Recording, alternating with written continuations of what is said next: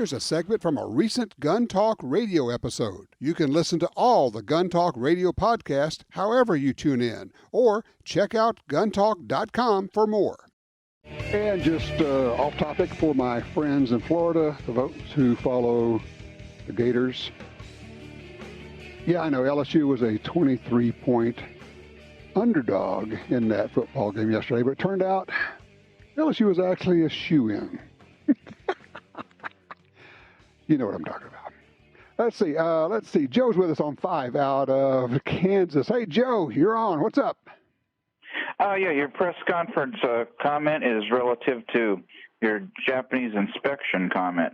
The only way they can impose the Green New Deal is to relocate and control the populace. And how they do that is they disarm everybody they can in advance before they go in and start taking properties away.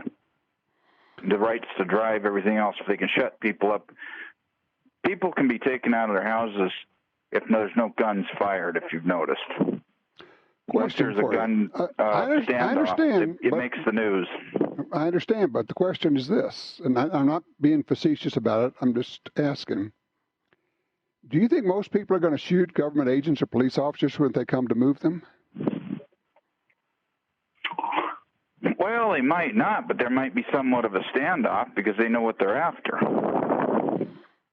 You know, I mean, and don't get me wrong. I'm understanding what you're saying. I go all the way back to the Germans, and it would have been impossible to exterminate 6 million people if they hadn't first picked up the guns. I mean, that is just a reality. It's not even discussable. It's not even arguable.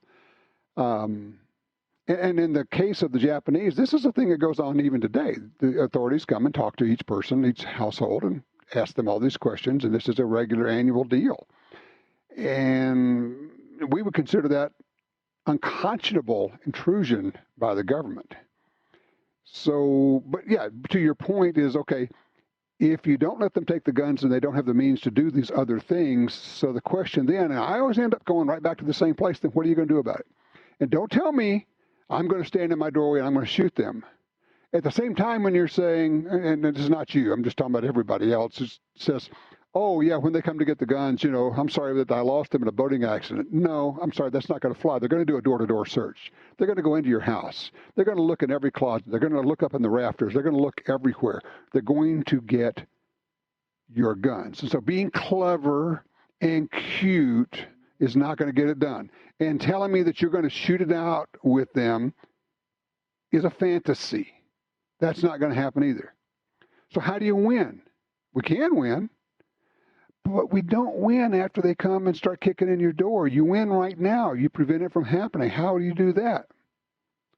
Well, frankly, right now, I mean, you got to figure out what's the battle. What's the one thing you could do right now? There are 100 things you can do, but what's the one thing you can do right now that would be the most effective? The one thing you could do right now that would be most effective would be to get involved in these 2 Georgia Senate races. I don't care where you live, making a donation, making a contribution to the point where it squeaks, it hurts. It's, oh man, I don't know if I can skip. Yes, you can give that much money. If we stop them here, we don't have to worry about that other stuff. If we lose those races, then we are really up the S Creek, okay? 866 Talk Gun. Tom Gresham, what are you doing for gun rights?